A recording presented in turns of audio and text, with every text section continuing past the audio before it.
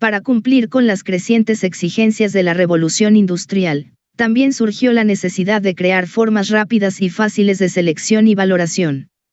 La nueva ciencia de la psicología estaba disponible, con nuevas teorías acerca de cómo se podía examinar y medir la inteligencia. En la mayoría de los casos, se definió la inteligencia desde el punto de vista del razonamiento verbal y matemático.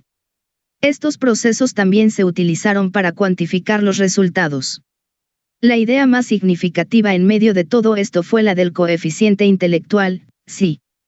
Así es como acabamos pensando en la verdadera inteligencia en términos propios del análisis lógico, creyendo que las formas racionalistas de pensamiento eran superiores a los sentimientos y a la emoción, y que las ideas que en realidad cuentan son las que pueden comunicarse con palabras o mediante expresiones matemáticas. Además, creímos que podíamos cuantificar la inteligencia y confiar en los tests del coeficiente intelectual o en pruebas estandarizadas, como el SAT-2, para identificar quién es verdaderamente inteligente y digno de un trato destacado. Irónicamente, Alfred Binet, uno de los creadores del test del coeficiente intelectual, pretendía que el test sirviera precisamente para todo lo contrario. De hecho, en un principio lo diseñó, por encargo del gobierno francés, para identificar a niños con necesidades especiales, para que pudiesen recibir una educación adecuada. No lo proyectó para identificar grados de inteligencia o valores mentales. De hecho, Binet afirmó que la escala que había creado no permitía la medición de la inteligencia porque las características intelectuales no son idénticas y por consiguiente no pueden medirse tal como se mide una superficie. Tampoco pretendió insinuar que una persona no podía llegar a ser más inteligente con el paso del tiempo. Algunos pensadores recientes han afirmado, que la inteligencia que tiene cada persona es una cantidad fija, una cantidad que no puede aumentar. Debemos protestar y reaccionar contra este brutal pesimismo, debemos intentar demostrar que no se fundamenta en nada. Aún así, los pedagogos estadounidenses y los psicólogos llevaron los resultados de los tests del coeficiente intelectual y continúan llevándolos a un extremo absurdo. En 1916, Lewis Terman, de la Universidad de Stanford, publicó una revisión del test del coeficiente intelectual de Binet. Conocido como el test Stanford-Binet, hoy día en su quinta versión, es la base de los tests del coeficiente intelectual modernos.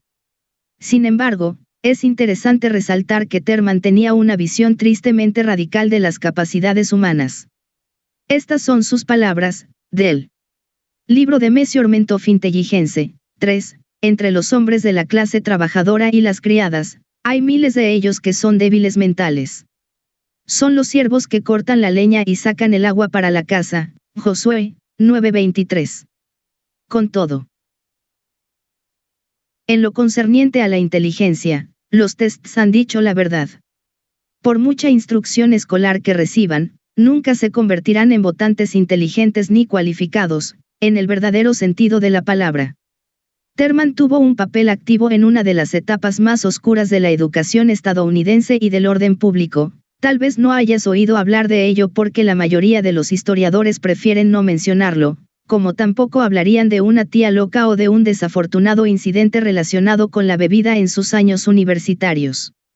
El movimiento eugenésico buscó descalificar a sectores enteros de la población sosteniendo que rasgos como la criminalidad y la pobreza eran hereditarios, y que era posible identificarlos mediante pruebas de inteligencia.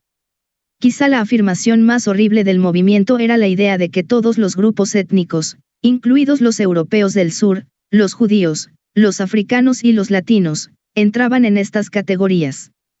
Terman escribió: el hecho de que nos encontremos tan a menudo a este tipo entre los indios, los mexicanos y los negros anuncia de forma bastante drástica que la cuestión de las diferencias raciales en lo referente a las características mentales tendrá que volver a estudiarse y mediante métodos experimentales. Deberá separarse a los niños de estos grupos en clases especiales y tendrá que dárseles una enseñanza concreta y práctica. No pueden ser maestros en nada, pero a menudo se puede hacer de ellos obreros eficientes, capaces de cuidar de sí mismos. Hoy día no hay ninguna posibilidad de convencer a la sociedad de que no debería permitirse que se reprodujeran, pero desde un punto de vista eugenésico constituyen un grave problema debido a su extraordinariamente prolífica reproducción. En realidad, el movimiento logró ejercer presión a favor de las leyes de esterilización involuntaria en 30 estados estadounidenses. Esto significaba que el Estado podía castrar a las personas que estuviesen por debajo de un determinado coeficiente intelectual sin que contara su opinión.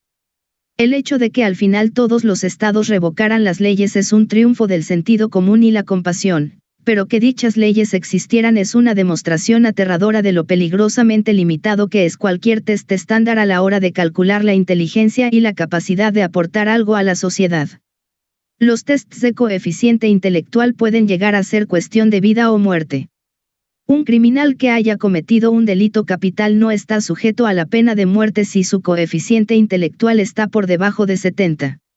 Sin embargo, con regularidad, el resultado final de los coeficientes intelectuales aumenta en el curso de una generación, hasta 25 puntos, lo que obliga a revisarla escala cada 15 o 20 años para mantener una puntuación media de 100. Por tanto, cualquiera que cometa un delito capital tiene mayor probabilidad de ser ejecutado en el principio de un ciclo que al final. Esto es darle una importancia terrible a un único test. Las personas también pueden mejorar su puntuación mediante el estudio y la práctica. Hace poco leí el caso de un preso que estaba en el corredor de la muerte, pero al que solo habían condenado a cadena perpetua. No fue la persona que apretó el gatillo, aunque había estado implicado en un robo en el que murió una persona, y que llevaba 10 años en la cárcel. Durante su condena realizó varios cursos. Cuando se le volvió a hacer el test, su coeficiente intelectual había aumentado más de 10 puntos, lo que significaba que podía ser ejecutado. Por supuesto, la mayoría de nosotros nunca nos encontraremos en una situación en la que decidan esterilizarnos o ponernos una inyección letal a causa de nuestro coeficiente intelectual. Pero considerar estos extremos nos permite formular algunas preguntas importantes, a saber, ¿qué son estos números? ¿Qué dicen realmente de nuestra inteligencia? La respuesta es que los números indican en gran medida la habilidad de una persona para hacer un test de cierto tipo de razonamiento matemático y verbal. Dicho de otro modo, miden cierto tipo de inteligencia, no toda la inteligencia. Y, como antes se indicó, la base continúa cambiando para adaptarse a las mejoras del conjunto de la población con el paso del tiempo. Nuestra fascinación por el coeficiente intelectual se deriva de nuestra fascinación y dependencia por los exámenes estandarizados de nuestras escuelas. Los profesores pasan gran parte del año escolar preparando a sus estudiantes para los exámenes estatales que lo determinarán todo, desde la colocación de los alumnos en clase durante el curso siguiente hasta la financiación que recibirá el colegio. Desde luego, estos exámenes no consideran las habilidades especiales del niño ni sus necesidades, y tampoco las de la escuela, pero tienen un tremendo poder de influir en el destino académico del alumno. El examen estándar que en la actualidad tiene mayor impacto en el futuro académico de un niño en Estados Unidos es el SAT. Curiosamente, Carl Brigham, el inventor del SAT, también era eugenista. Concibió el test para las Fuerzas Armadas, aunque hay que decir a su favor que 5 años después lo repudió y renegó al mismo tiempo de los eugenistas. Sin embargo, a esas alturas Harvard y otras escuelas de la Ivy League, 4, ya habían empezado a utilizarlo para evaluar a los solicitantes. La mayoría de las universidades estadounidenses hace casi 7 décadas que lo utilizan, o uno parecido, el ACT, como parte fundamental de sus procesos de selección, aunque algunos centros están empezando a depender menos de ellos. El SAT es en muchos sentidos el parámetro para ver qué es lo que no funciona en los tests estandarizados, solo mide cierto tipo de inteligencia, lo hace de manera totalmente impersonal, trata de hacer suposiciones generales sobre el potencial universitario de un enorme y variado grupo de adolescentes como si fuera apropiado para todo el mundo y obliga a los alumnos de secundaria a pasar cientos de horas preparándose a expensas del estudio escolar o de otras actividades. John Katzman, fundador de Princeton Review, realiza esta crítica mordaz. Lo que hace que el SAT sea malo es que no tiene nada que ver con lo que los chicos aprenden en el instituto. Por consiguiente, crea una especie de sombra sobre el plan de estudios que no favorece ni a los objetivos de los educadores ni a los de los estudiantes. Nos han vendido el SAT como si fuera una poción milagrosa, medía la inteligencia, verificaba el GPA nota media de los institutos y predecía las calificaciones de la universidad. Pero la verdad es que nunca ha conseguido lograr las dos primeras y no ha hecho un trabajo particularmente bueno en la tercera. Sin embargo, los estudiantes a los que no se les dan bien los exámenes, o que no son especialmente buenos en el tipo de razonamiento que evalúa el SAT, pueden llegar a ver comprometido su futuro universitario porque hemos aceptado que la inteligencia viene acompañada de un número. Se trata de una idea tiránica y se extiende mucho más allá del mundo académico. ¿Te acuerdas de la curva acampanada de la que hablábamos antes? Aparece cada vez que le pregunto a alguien lo inteligente que cree ser porque hemos acabado definiendo la inteligencia con un margen demasiado estrecho. Creemos saber la respuesta a la pregunta, ¿cómo eres de inteligente? Sin embargo, la verdadera respuesta es que la pregunta está mal planteada. ¿De qué modo eres inteligente? La pregunta correcta es esta. La diferencia con la anterior es abismal. El ¿cómo? Indica que hay una forma limitada de medir la inteligencia y que el valor de la inteligencia de todas las personas se puede reducir a una cifra o a algún tipo de cociente. El ¿de qué modo? Apunta una verdad que no reconocemos como deberíamos, que hay diferentes maneras de expresar la inteligencia y que ninguna escala puede medirlas. La naturaleza de la inteligencia siempre ha sido un tema controvertido, especialmente entre los muchos especialistas que se pasan la vida pensando en ella. Disienten acerca de qué es, quién la tiene y cuánta hay disponible por ahí. En un estudio que se realizó en Estados Unidos hace unos años, una serie de psicólogos intentaron definir la inteligencia escogiendo y comentando entre una lista de 25 atributos. Solo 3 de ellos fueron mencionados por un 25% o más de los encuestados. Tal como lo expresó uno de los comentaristas, si pidiésemos a los especialistas que describiesen en qué se diferencian las setas comestibles de las venenosas y respondiesen de este modo, tal vez fuera prudente evitar la cuestión por completo. Siempre ha habido críticas en estos últimos años han aumentado en número y fuerza a las definiciones de la inteligencia que solo se basan en el coeficiente intelectual. Una serie de teorías alternativas, a veces irreconciliables, sostienen que la inteligencia abarca mucho más que lo que los tests del coeficiente intelectual podrán llegar a evaluar nunca.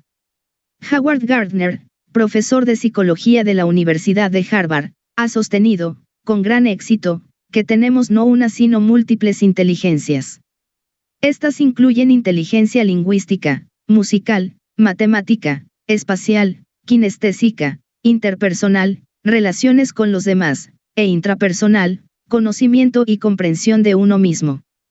Afirma que estos tipos de inteligencia son más o menos independientes entre sí y que no hay una más importante que otra, aunque puede que algunas sean dominantes, y otras latentes.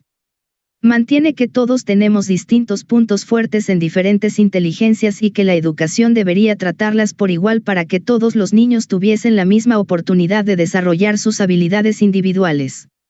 Robert Sternberg es profesor de psicología en la Universidad de Tufts y antiguo presidente de la American Psychological Association.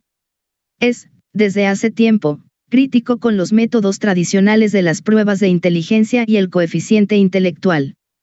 Sostiene que hay 3 tipos de inteligencia: la inteligencia analítica, que consiste en la habilidad para solucionar problemas utilizando las aptitudes académicas y para realizar los tests convencionales del coeficiente intelectual; la inteligencia creativa, que sería la habilidad para enfrentarse a nuevas situaciones y encontrar soluciones originales; y la inteligencia práctica, la habilidad para enfrentarse a los problemas y desafíos de la vida diaria. El psicólogo y autor de bestsellers Daniel Goleman ha sostenido en sus libros que hay una inteligencia emocional y una inteligencia social, ambas fundamentales para llevarnos bien con nosotros mismos y con el mundo que nos rodea. Robert Cooper, autor de Aprenda a utilizar el otro 90%, 5, mantiene que no deberíamos entender la inteligencia como algo que ocurre solo en el cerebro que tenemos dentro del cráneo. Habla del cerebro del corazón, y del cerebro del intestino. Siempre que tenemos una experiencia directa, dice, esta no va directamente al cerebro que se halla en el interior de nuestra cabeza. Se dirige primero a las redes neurológicas del tracto intestinal y del corazón. Describe la primera de ellas, el sistema nervioso entérico, como un segundo cerebro, dentro de los intestinos, que es independiente pero que también está interconectado con el cerebro del cráneo. Sostiene que esta es la razón por la que a menudo nuestra primera reacción ante un acontecimiento es una reacción intestinal. Seamos o no conscientes de ello, dice, nuestras reacciones intestinales configuran todo lo que hacemos. Otros psicólogos y personas que realizan pruebas de inteligencia se preocupan por este tipo de ideas. Dicen que no hay pruebas cuantificables que demuestren su existencia. Puede ser, pero nuestra experiencia cotidiana evidencia que la inteligencia humana es diversa y polifacética. Basta observar la extraordinaria riqueza y complejidad de la cultura humana y sus logros. Formular todo esto en una sola teoría sobre la inteligencia con 3, 4, 5 o incluso 8 categorías distintas es problema de los teóricos. Por ahora, la prueba de una verdad básica de la habilidad humana está por todas partes, pensamos, sobre nuestras experiencias en todas las formas posibles. También está claro que todos tenemos fuerzas y aptitudes naturales diferentes. Ya mencioné que no tengo una habilidad especial para las matemáticas. En realidad, no tengo ninguna. Alexis Lemer, en cambio, sí la tiene. Lemer es un estudiante francés que está realizando su doctorado sobre inteligencia artificial. En 2007 reivindicó el récord mundial por calcular mentalmente la raíz treceava de un número aleatorio de 200 cifras. Lo hizo en 72,4 segundos. En el caso de que, como yo, no estés seguro de lo que esto quiere decir, déjame que te lo explique. Alexis se sentó delante de un ordenador que había generado aleatoriamente un número de 200 cifras y lo mostraba en la pantalla. El número llenaba más de 17 líneas. Era un número muy grande. Lo que Alexis tenía que hacer era calcular en su cabeza la raíz treceava de ese número, esto es, el número que multiplicado por sí mismo 13 veces daría el número exacto de 200 dígitos de la pantalla. Clavó los ojos en la pantalla, sin hablar, y entonces anunció correctamente que la respuesta era 2.397.207.667.966,701. Recuerda que lo hizo en 72,4 segundos. Mentalmente. Lemer realizó esta hazaña en el Hall of Science de Nueva York. Llevaba años trabajando en este reto, y su mejor marca hasta entonces habían sido unos lentos 77 segundos. Después contó a la prensa, el primer dígito es muy fácil, el último dígito es muy fácil, pero los números de en medio son dificilísimos. Utilizo un sistema de inteligencia artificial que aplico a mi propio cerebro en lugar de a un ordenador. Creo que la mayoría de la gente puede hacerlo, pero también es verdad que mi mente funciona a gran velocidad. A veces mi cerebro funciona muy rápido. Con el fin de mejorar mis habilidades utilizo un proceso para que mi cerebro funcione como un ordenador. Es como ejecutar un programa en mi cabeza que controle el cerebro. Y añadía, a veces, cuando hago multiplicaciones, mi cerebro funciona tan rápido que tengo que medicarme. Creo que cualquiera que tenga un cerebro más lento también puede hacer este tipo de multiplicaciones, pero tal vez sea más fácil para mí porque mi cerebro es más rápido. Lemer practica las matemáticas con regularidad. Para poder pensar más rápido, hace ejercicio, no toma ni cafeína ni alcohol y evita las comidas con alto contenido en azúcar o grasa. Su experiencia con las matemáticas es tan intensa que de vez en cuando tiene que tomarse un respiro para que su cerebro descanse. De lo contrario, cree que existe el peligro de que demasiadas matemáticas puedan ser nocivas para su salud y su corazón. Yo también he creído siempre que demasiadas matemáticas pueden ser perjudiciales para mi salud y mi corazón, pero por razones muy distintas. De modo sorprendente, al igual que a mí, a Lemer las matemáticas no se le dieron especialmente bien en el colegio, aunque las comparaciones entre ambos acaben ahí. No era el mejor en matemáticas de su clase y fundamentalmente aprendió él solo con libros. Sin embargo, tenía un talento natural para los números que descubrió cuando tenía unos 11 años y que ha educado y desarrollado poniéndose a prueba continuamente y creando complejas técnicas para explotarlo. Pero la base de todos estos logros se encuentra en una habilidad única y personal combinada con una gran pasión y mucho compromiso. Alexis Lemer está claramente en su elemento cuando escarba en números enormes para desenterrar sus raíces. Los 3 rasgos que caracterizan la inteligencia humana. La inteligencia humana parece tener por lo menos 3 rasgos principales.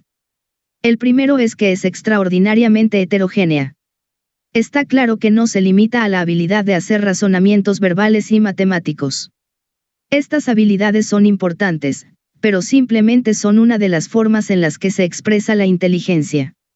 Gordon Parks fue un legendario fotógrafo que captó la experiencia de los negros estadounidenses como pocos habían hecho hasta entonces.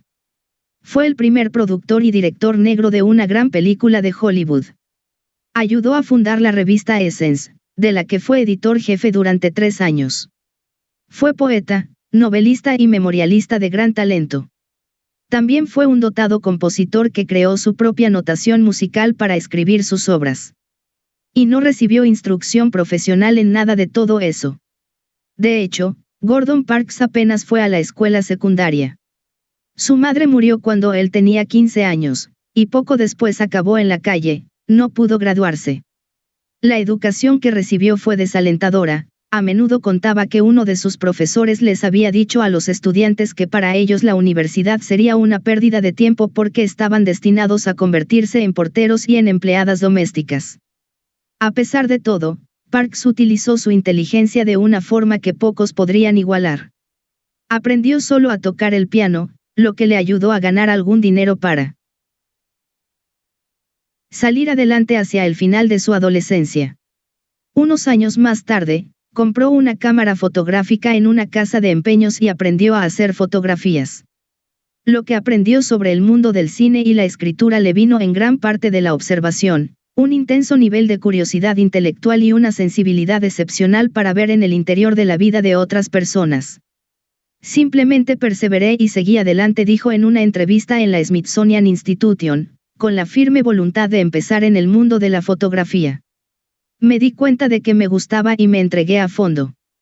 Mi mujer de entonces estaba más o menos en contra, y mi suegra, igual que todas las suegras, totalmente en contra. Me gasté una pasta y me compré algunas cámaras. Eso fue poco más o menos lo que pasó. Tenía un interés tremendo y simplemente continué trabajando y llamando a las puertas, buscando estímulos donde pudiese encontrarlos. En una entrevista para la PBS dijo: yo percibo que mi vida es en cierto modo como un sueño inconexo. Me han pasado cosas increíbles. Es tan contradictorio. Pero lo que sé es que fue un esfuerzo constante, un sentimiento constante de que no debía fracasar.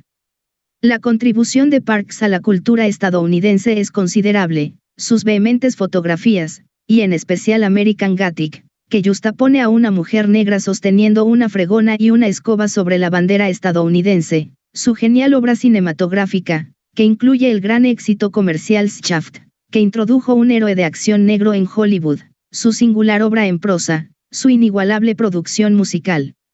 No sé si Gordon Parks pasó alguna vez un examen académico estándar o un examen para acceder a la universidad.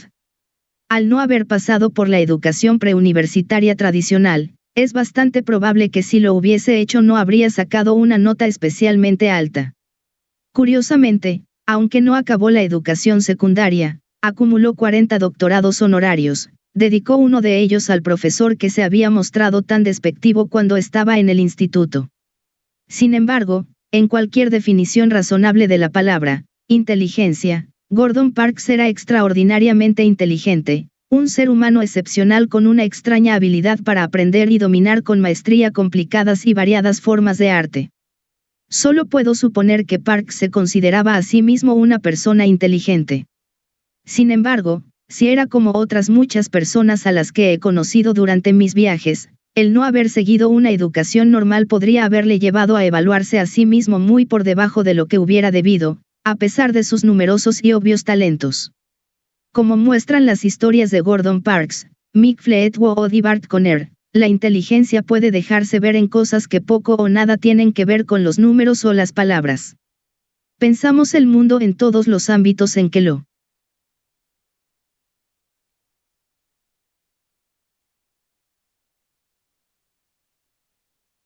experimentamos, incluyendo las distintas maneras en que utilizamos nuestros sentidos, no importa cuántos sean. Pensamos en sonidos.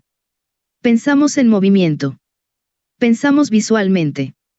Durante mucho tiempo trabajé para el Royal Ballet de Gran Bretaña, acabé viendo la danza como una forma muy eficaz de expresar ideas y observé que los bailarines utilizan múltiples formas de inteligencia kinestésica, rítmica, musical y matemática para hacerlo. Si la inteligencia matemática y verbal fueran las únicas, el ballet no existiría.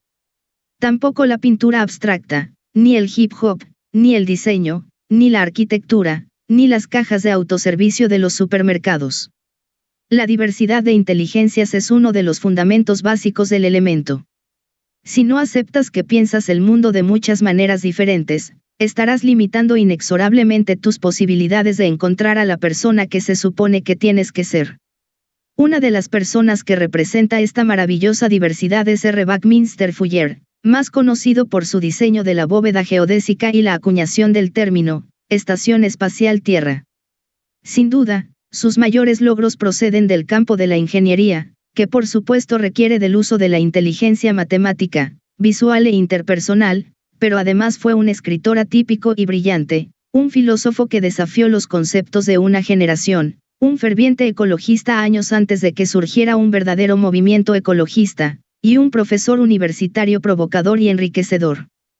Todo esto lo hizo al margen de la educación oficial, fue el primero de 4 generaciones de su familia que no se graduó en Harvard, y lanzándose a experimentar el mundo para aprovechar al máximo sus posibles formas de inteligencia.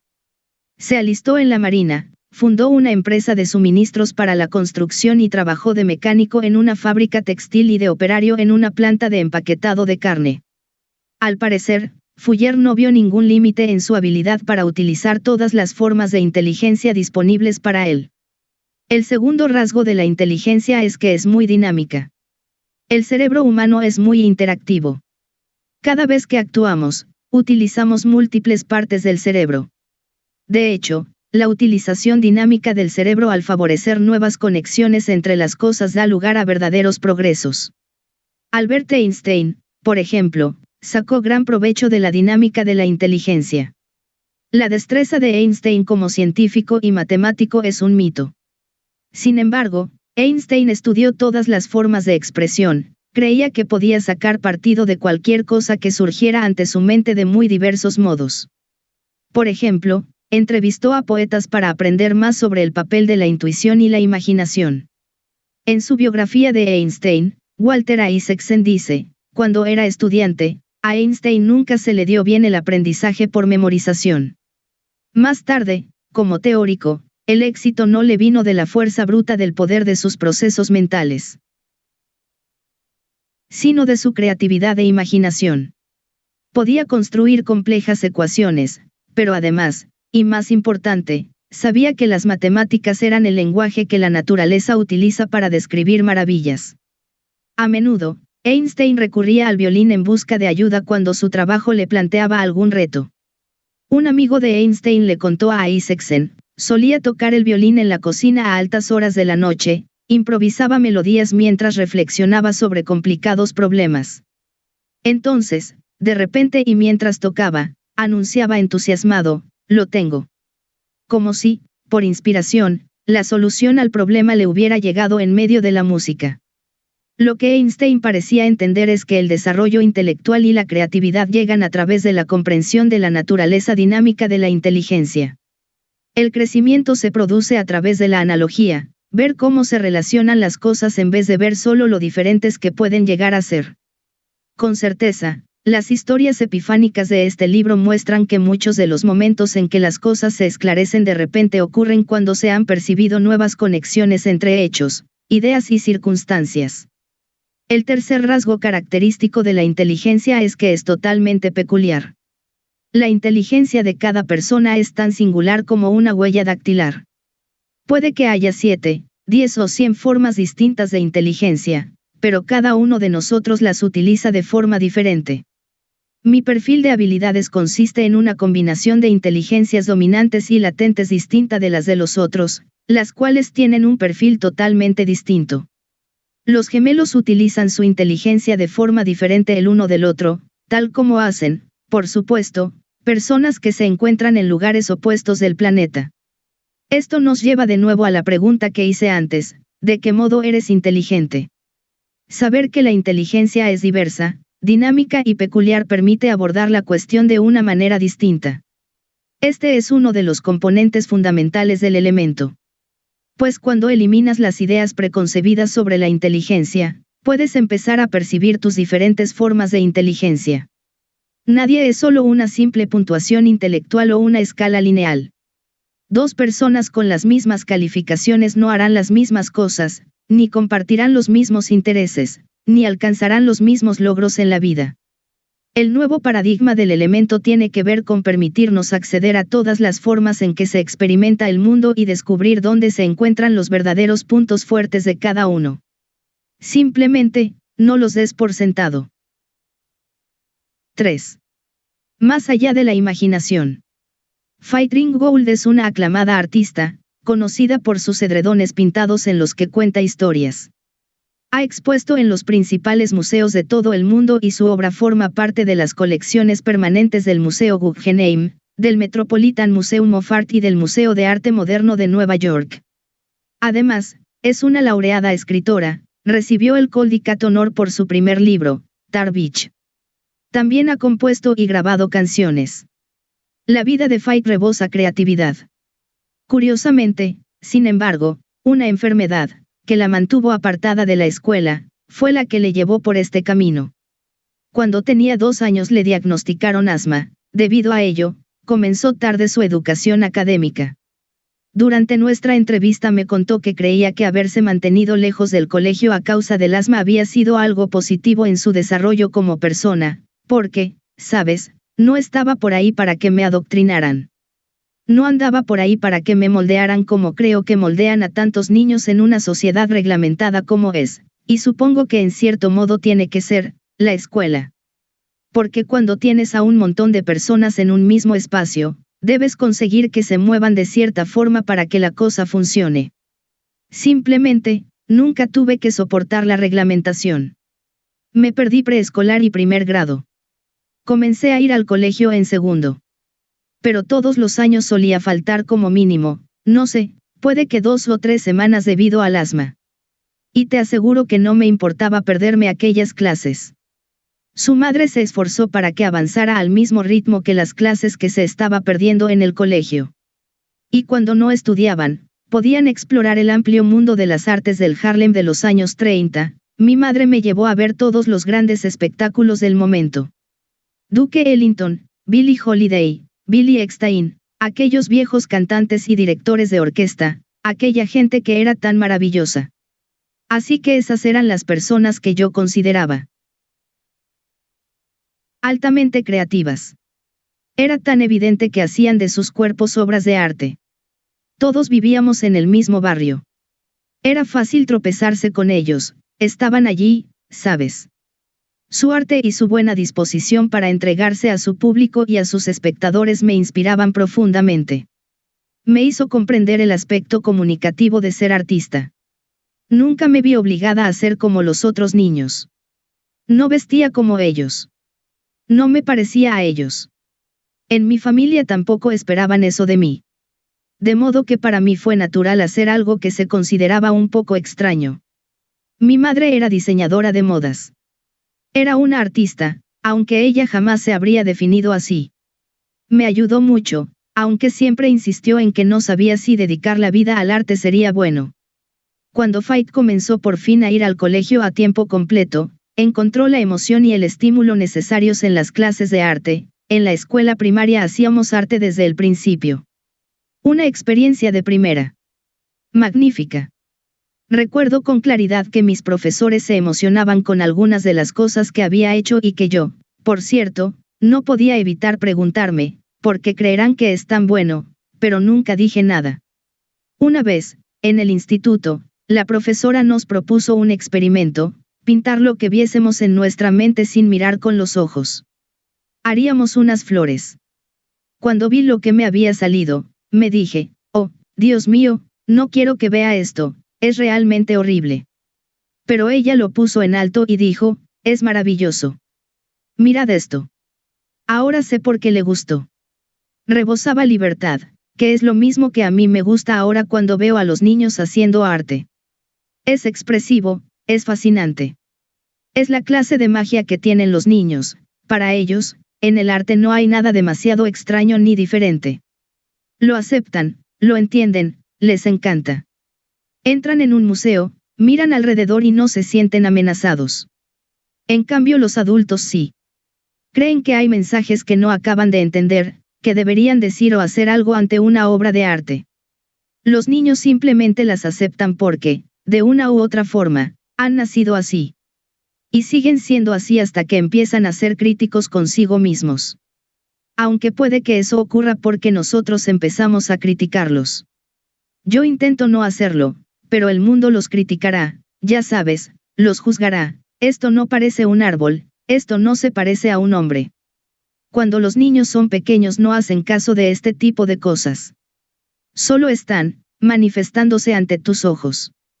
Esta es mi mamá y este es mi papá y fuimos a casa y cortamos un árbol y esto y lo otro y lo demás allá. Te cuentan toda una historia sobre el dibujo, lo reconocen y creen que es maravilloso, yo también, porque carecen totalmente de restricciones en este tipo de cosas. Creo que los niños tienen la misma habilidad para la música. Sus débiles voces son como pequeños timbres que hacen sonar. Una vez fui a un colegio donde llevé a cabo una sesión de 40 minutos con cada clase, desde los niños de la guardería hasta los de sexto. Hice una sesión de arte en la que primero tenían que leer de un libro un ratito y luego yo les mostraba algunas de mis diapositivas y les enseñaba a cantar mi canción Anyone Can Fly. La seguían enseguida, tanto los más pequeños, como los de preescolar, los de primero, segundo, tercero y cuarto. Al llegar a quinto te topas con dificultades. Sus débiles voces ya no suenan como campanillas, sienten vergüenza, ¿sabes? Y algunos de ellos que todavía pueden cantar, no lo harán. Por suerte, Faith nunca se sintió así de reprimida. Le encantó explorar su creatividad desde una edad muy temprana, y consiguió mantener esa chispa durante la edad adulta. Creo que supe que quería ser artista desde que empecé a estudiar arte en la universidad, en 1948. No sabía qué camino tomaría, cómo ocurriría o cómo lo lograría, pero sabía que esa era mi meta. Mi sueño era ser artista, de las que se ganan la vida haciendo fotografías. Cada día de tu vida puedes crear algo maravilloso, así que cada día será igual de maravilloso porque ese día, mientras pintas o creas lo que estés creando, descubres algo nuevo, encuentras nuevas formas de hacerlo. La promesa de la creatividad. Ya mencioné que me gusta preguntar a las personas del público lo inteligentes que creen ser. También suelo pedirles que evalúen su creatividad. Al igual que con la inteligencia, utilizo una escala del 1 al 10, siendo 10 el máximo. Y, como con la inteligencia, la mayoría de la gente se otorga una puntuación media. Entre aproximadamente 1000 personas, menos de 20 se evaluaron con un 10 en creatividad. Unas pocas más alzaron las manos para el 9 y el 8. En el otro extremo siempre hay unos pocos que se califican con un 2 o un 1. Creo que la mayoría de las personas se equivocan al valorarse de esta forma, lo mismo que con la inteligencia.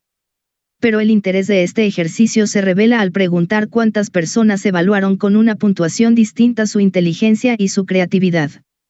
Normalmente, entre 2/3 y 3/4 partes del público levanta la mano al llegar a este punto. ¿Por qué sucede esto?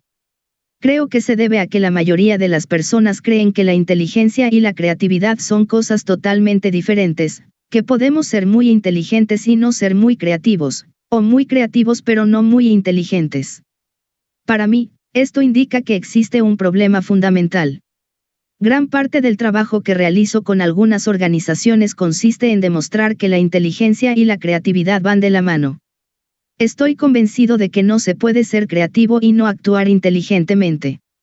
Del mismo modo, la forma más elevada de inteligencia consiste en pensar de manera creativa. Al buscar el elemento, es fundamental entender la verdadera naturaleza de la creatividad y tener una clara comprensión de la relación que guarda con la inteligencia. Según mi propia experiencia, La mayoría de la gente tiene una visión muy limitada de la inteligencia y tiende a pensar en ella sobre todo desde el punto de vista de la capacidad académica. Esta es la razón de que muchas personas que son listas en otros ámbitos acaben creyendo que no lo son en absoluto. También hay mitos en torno a la creatividad. Uno de ellos es que solo la gente especial es creativa. Esto no es cierto. Todo el mundo nace con tremendas capacidades creativas, la cuestión está en desarrollarlas. La creatividad es muy parecida a la capacidad para leer y escribir. Damos por sentado que casi todo el mundo puede aprender a leer y a escribir. Si una persona no sabe hacerlo, no supones que es porque sea incapaz de ello, sino simplemente porque no ha aprendido. Con la creatividad pasa lo mismo, a menudo, cuando la gente dice que no es creativa se debe a que no sabe lo que implica o cómo funciona la creatividad en la práctica. Otro mito es que la creatividad tiene que ver con actividades especiales. Que trata de campos de acción creativos, como las artes, el diseño o la publicidad que, a menudo, implican un alto grado de creatividad, pero también lo exigen la ciencia, las matemáticas, la ingeniería, dirigir un negocio, ser un atleta y empezar o dejar una relación. El hecho es que se puede ser creativo en cualquier cosa que requiera inteligencia. El tercer mito consiste en creer que las personas o son creativas o no lo son. Este mito sugiere que la creatividad, como el coeficiente intelectual, es un rasgo supuestamente fijo, como el color de los ojos, y que no se puede hacer demasiado por cambiarlo. Pero la verdad es que resulta muy factible volverse más creativo en el trabajo y en la vida. El paso esencial, y el primero, que hay que dar es entender la estrecha relación entre la creatividad y la inteligencia. Este es uno de los caminos más seguros para encontrar el elemento, y comporta tomar perspectiva para examinar una de las características fundamentales de todo ser humano, nuestro inigualable poder de imaginación. Todo está en la imaginación. Tal como planteamos en el capítulo anterior, tendemos a infravalorar el alcance de nuestros sentidos y de nuestra inteligencia. Y con la imaginación hacemos lo mismo. De hecho, si bien aceptamos plenamente los datos de nuestros sentidos, somos muy reticentes a aceptarlos de nuestra imaginación. Incluso criticamos las percepciones de ciertas personas diciendo que tienen una imaginación desbocada, o que lo que creen es cosa de su imaginación. La gente se enorgullece de tener los pies en la tierra, de ser realista y sensata, y se burla de aquellos que están en las nubes. Sin embargo, mucho más que cualquier otra facultad, la imaginación es lo que distingue a los seres humanos de cualquier otra especie del planeta. La imaginación sustenta todo logro singularmente humano. La imaginación nos llevó de las cavernas a las ciudades, de las asociaciones estudiantiles a los clubes de golf, de la carroña a la cocina y de la superstición a la ciencia. La relación entre la imaginación y la realidad es complicada y profunda. Y esta relación tiene un papel importante en la búsqueda del elemento. Si te centras en las cuestiones actuales de carácter material que te rodean, estoy seguro de que por regla general das por hecho que lo que percibes es lo que realmente hay. Por eso podemos conducir por carreteras muy transitadas, encontrar lo que buscamos en una tienda y despertarnos en compañía de la persona apropiada. Sabemos que en determinadas circunstancias enfermedad, delirio o consumo excesivo de estupefacientes, por ejemplo, esta presunción puede ser errónea. Pero vayamos un poco más lejos. También sabemos que podemos salir sin dificultad de nuestro ámbito sensorial e inmediato y evocar imágenes mentales de otros lugares y otras épocas. Si te pido que pienses en tus mejores amigos del colegio, en tu comida preferida o en la persona más pesada que conoces, lo harás sin necesidad de tenerlo delante. Este proceso de ver en nuestra mente es el acto fundamental de la imaginación. Así que mi definición inicial de la imaginación es el poder de evocar cosas que no están presentes en nuestros sentidos. Tu reacción a esta definición puede ser, no me digas. Sería una reacción apropiada, pero la siguiente observación ayuda, la imaginación es quizá la capacidad que más damos por supuesta. Esto es algo deplorable porque la imaginación tiene una importancia vital en nuestra vida. Mediante la imaginación podemos darnos una vuelta por el pasado, contemplar el presente y prever el futuro. También podemos hacer algo de una trascendencia única y profunda. Podemos crear. Por medio de la imaginación, no solo evocamos cosas que hemos experimentado en el pasado, sino también cosas que nunca hemos experimentado. Podemos hacer conjeturas, hipótesis, podemos especular y podemos suponer. En suma, podemos ser imaginativos. En cierto sentido, en cuanto podemos liberar nuestra mente del inmediato aquí y ahora, somos libres. Libres para volver a visitar el pasado, libres para transformar el presente y libres para prever los futuros posibles. La imaginación es la base de todo lo que es singular y característicamente humano. Es la base del lenguaje, de las artes, de las ciencias, de los sistemas filosóficos y de toda la inmensa complejidad de la cultura humana. Puedo ilustrar esta facultad con un ejemplo de proporciones cósmicas. ¿Importa el tamaño? ¿Cuál es la finalidad de la vida? Esta es otra buena pregunta. A otras especies no parece importarles demasiado, pero es algo que importa mucho a los seres humanos. El filósofo británico Bertrand Russell planteó esta cuestión de forma simple y brillante. Está dividida en 3 partes y merece la pena leerla 2 veces. ¿Es el hombre lo que le parece al astrónomo, un minúsculo conjunto de carbono y agua que se agita en un pequeño e insignificante planeta? ¿O es lo que le parece a Hamlet? ¿O es acaso las 2 cosas a la vez? Habrá que perdonar aquí el lenguaje machista. Russell escribió esto hace mucho tiempo, no sabía que más adelante la gente podría no verlo con buenos ojos. Las 3 preguntas de Russell captan algunos de los misterios fundamentales de la filosofía occidental, aunque no necesariamente de la oriental. ¿Es la vida, en esencia, casual y carente de sentido? ¿O es profunda y misteriosa como lo creía el gran héroe trágico shakespeariano? Volveré a Hamlet enseguida. Veamos primero la idea de que habitamos en un planeta pequeño e insignificante. Desde hace años, el telescopio Hubble ha estado emitiendo a la Tierra miles de imágenes deslumbrantes de galaxias lejanas, enanas blancas, agujeros negros, nebulosas y púlsares. Todos hemos visto documentales espectaculares sobre los detalles de viajar por el espacio, enmarcados en estadísticas incomprensibles sobre miles de millones de años luz y distancias infinitas. Hoy en día, la mayoría de nosotros comprendemos que el universo es gigantesco. También comprendemos que la Tierra es relativamente pequeña. Pero ¿cómo de pequeña? Es muy difícil hacerse una idea clara del tamaño de la Tierra porque con los planetas, como con cualquier otra cosa, el tamaño es relativo. Dadas las inmensas distancias entre nosotros y los demás cuerpos celestes, cuesta tener una base a partir de la cual poder comparar. Me alegró mucho dar con una serie de imágenes que me ayudaron a hacerme una idea del tamaño relativo de la Tierra. Alguien tuvo la brillante idea de sacar del cosmos a la Tierra y a otros planetas y colocarlos el uno al lado del otro para compararlos. De este modo podemos percibir la escala de las cosas, y es francamente sorprendente. Eso es lo que nos muestra la imagen anterior. En ella está la Tierra, con algunos de nuestros vecinos más próximos. Aquí tenemos bastante buen aspecto, especialmente respecto a Marte y Mercurio. Diría que nunca nos había preocupado menos que ahora que nos invadiera una horda de marcianos. Adelante, diría yo. Plutón, por cierto, ya no es un planeta, y en esta fotografía podemos ver por qué. ¿En qué estábamos pensando? Si apenas es un peñasco. Retrocedamos un poco. De repente, el panorama parece bastante menos alentador. Abajo podemos ver la Tierra con algunos de los integrantes más grandes del sistema solar. Ahora, comparada con Urano y Neptuno, y desde luego en compañía de Saturno y Júpiter, la Tierra parece un poco menos impresionante. Al llegar a este punto, Plutón se convierte en una vergüenza cósmica. A pesar de todo, nosotros seguimos ahí, me refiero a que por lo menos se nos ve.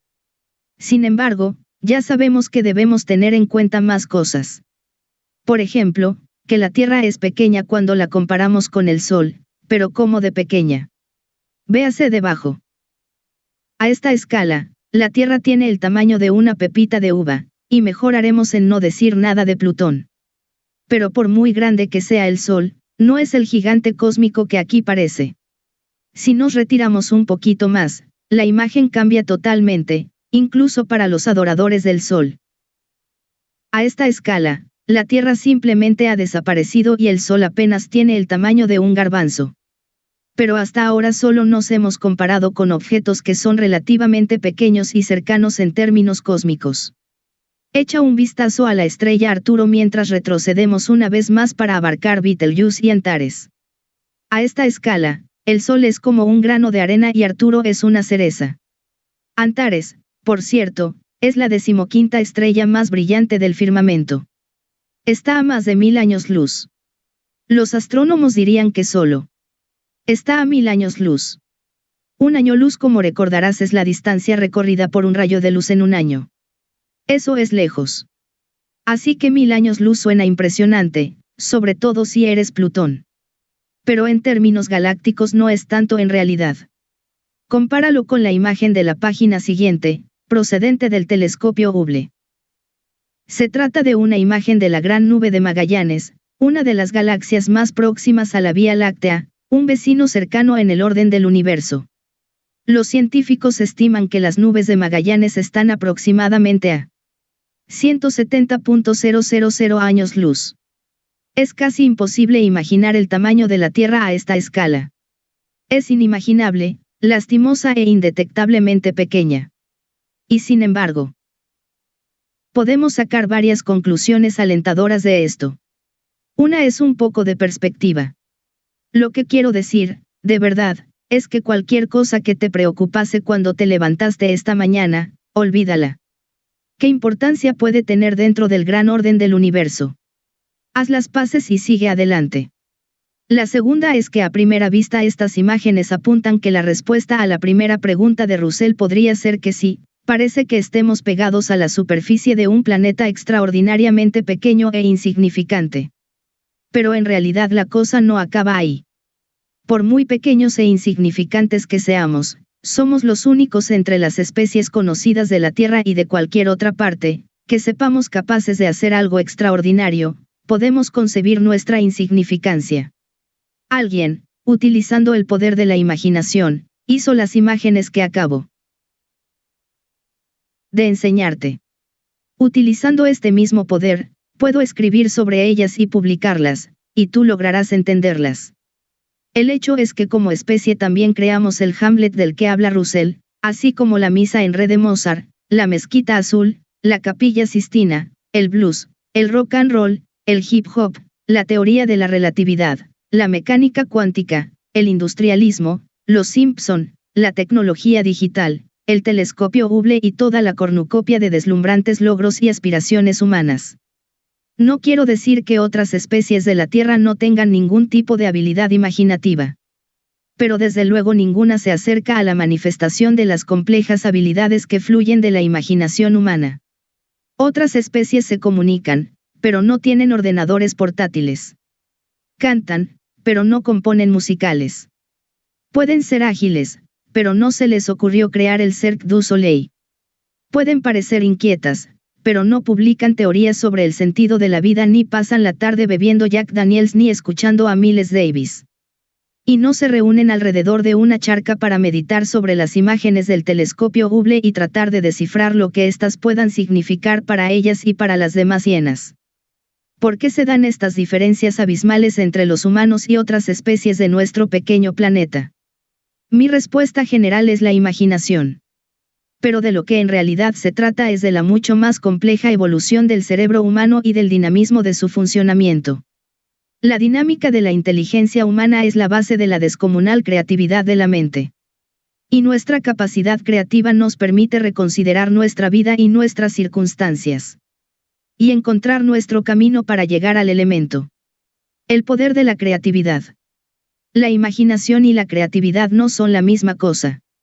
La creatividad lleva los mecanismos de la imaginación a otro plano. Mi definición de creatividad es, el proceso de tener ideas originales que tengan valor. La imaginación puede ser totalmente interior. Se puede ser imaginativo durante todo el día sin que nadie se dé cuenta. Pero nunca dirías que una persona es creativa si nunca ha hecho nada. Para ser creativo tienes que hacer algo. Eso implica poner a trabajar a tu imaginación para realizar algo nuevo, para conseguir nuevas soluciones a problemas, e incluso para plantear nuevos problemas o cuestiones. Se podría decir que la creatividad es imaginación aplicada. Se puede ser creativo en cualquier cosa que suponga utilizar la inteligencia.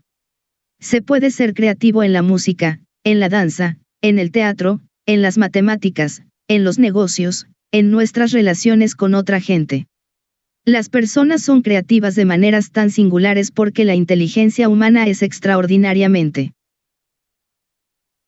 heterogénea. Déjame que te ponga dos ejemplos muy diferentes.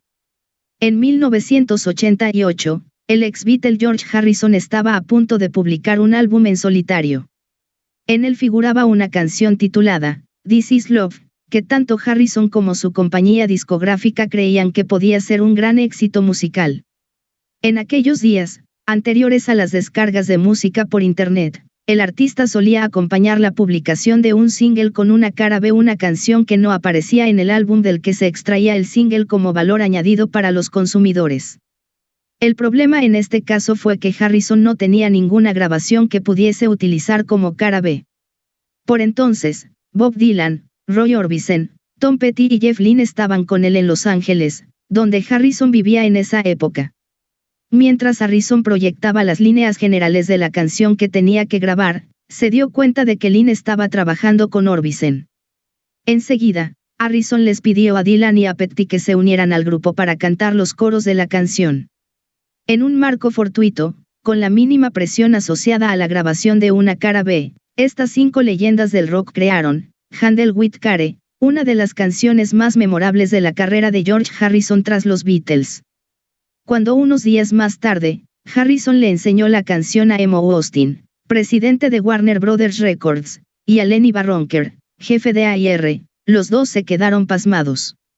La canción no solo era demasiado buena para utilizarla como una humilde cara B, sino que la colaboración había generado un sonido fácil y brillante que pedía a gritos una plataforma mayor.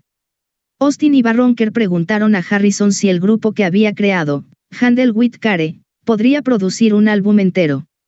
A Harrison la idea le pareció fascinante y la propuso a sus amigos. Tuvieron que solucionar varios detalles logísticos. En un par de semanas, Dylan saldría de gira y estaría fuera durante mucho tiempo, y juntar después a todo el mundo iba a ser complicado. Los 5 decidieron que harían todo lo que pudiesen durante el tiempo que les quedaba antes de la marcha de Dylan. Utilizaron el estudio de un amigo y sentaron las bases de las canciones que compondrían todo el álbum. No tuvieron meses para pulir las letras de las canciones, para hacer docenas de tomas de reserva, ni para preocuparse sobre la parte de una guitarra. En lugar de eso, confiaron en algo mucho más innato, la chispa creadora generada por la combinación de 5 voces musicales singulares. Todos colaboraron en las canciones. Todos donaron armonías vocales, líneas de guitarra y arreglos. Se nutrieron los unos de los otros, se picaron entre sí y, sobre todo, se lo pasaron en grande.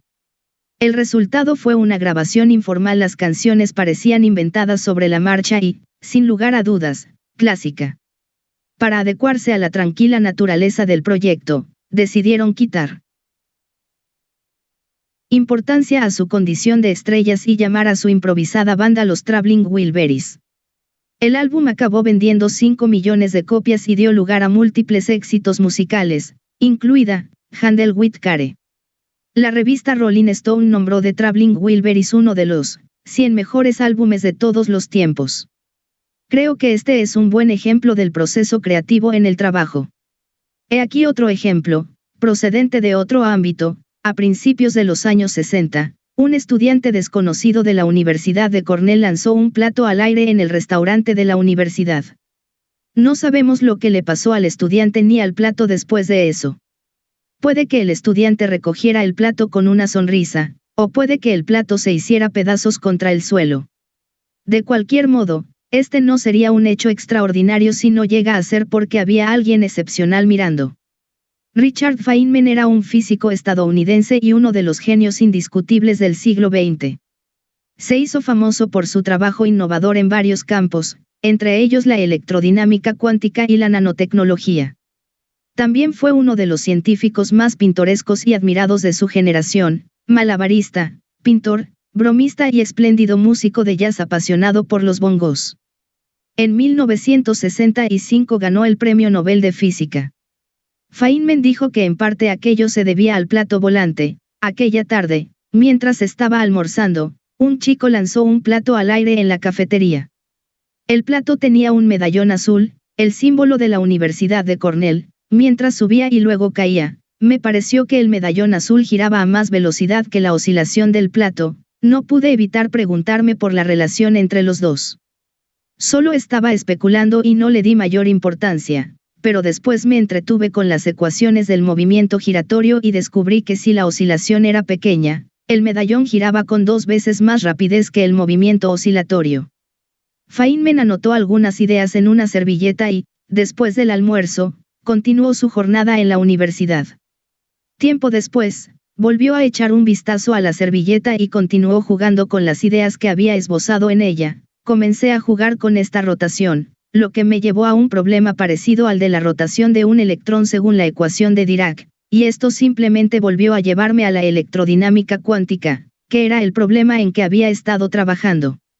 Esta vez continué jugando relajadamente, como había hecho al principio, y fue exactamente igual que quitarle el corcho a una botella. Todo salió a raudales y en muy poco tiempo solucioné aquellas cosas por las que luego gané el premio Nobel. Aparte del hecho de que ambos giran, que tienen en común grabar discos y el movimiento de los electrones que pueda ayudarnos a entender la naturaleza de la creatividad. Resulta que mucho